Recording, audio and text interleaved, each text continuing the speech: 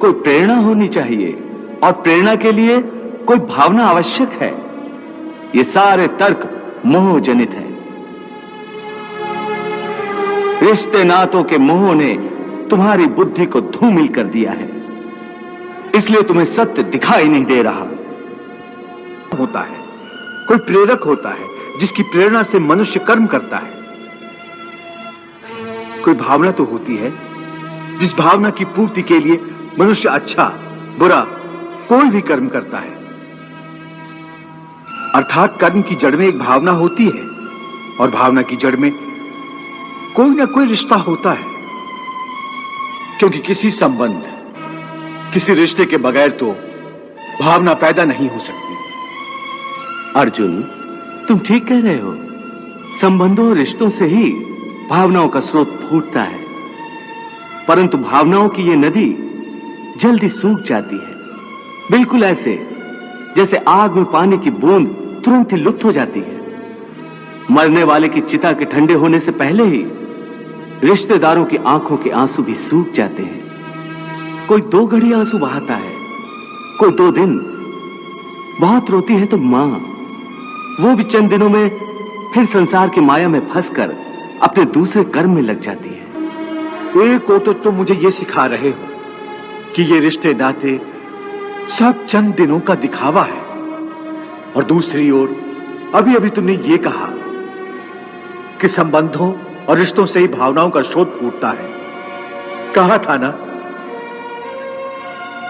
हाँ, और मैंने ये कहा था कि कर्म करने के लिए किसी न किसी भावना का होना जरूरी है, और भावना के लिए रिश्ते नातों की आवश्यकता है, क्योंकि किसी न किसी रिश्ते की जड़ से ही तो भावना पैदा होती है।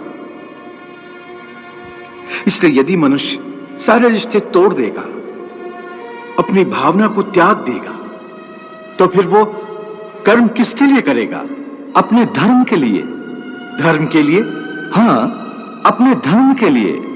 अर्थात धर्म के लिए भावना की आवश्यकता नहीं होती? नहीं, धर्म के लिए भावना की नहीं, बल्कि अपने कर्तव्य के ज्ञान की आवश्यकता है।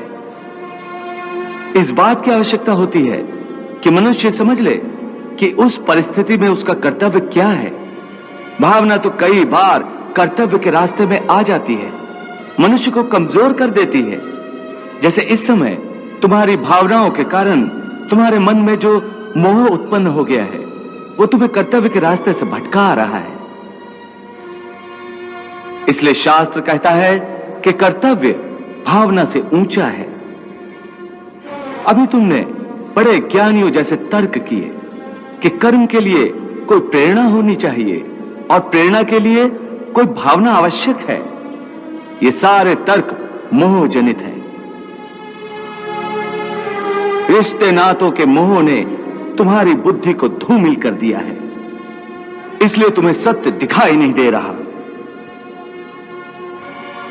इसलिए इस समय तुम्हें धर्म स्पष्ट दिखाई नहीं देता।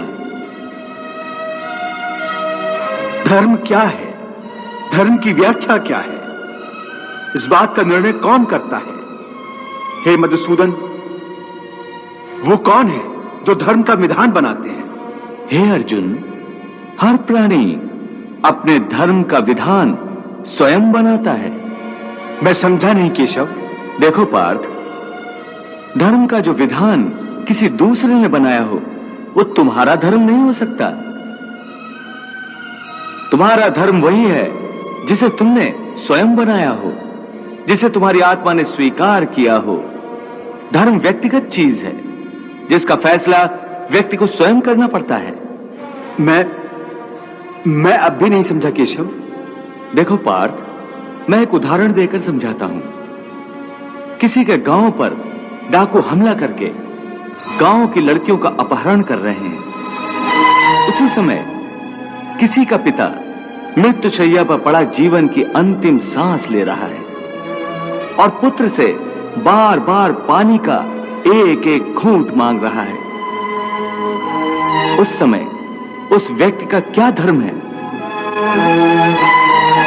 वो मरते हुए पिता के कंठ में अंतिम समय गंगा जल की बूंद बूंद टपकाता हुआ अपने पुत्र धर्म का पालन करे या उसके गांव की लड़कियों पर जो संकट आ गया है उनकी रक्षा के लिए तलवार उठाकर उन डाकुओं का मुकाबला करे और आवश्यक हो तो जान भी देकर अपने गांव की इज्जत बचाए।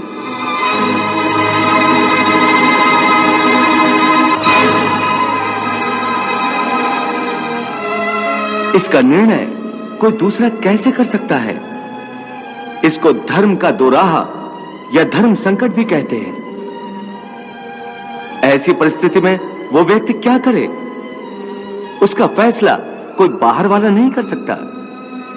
यह निर्णय उसी को लेना होता है कि उस समय उसका प्रथम धर्म क्या है।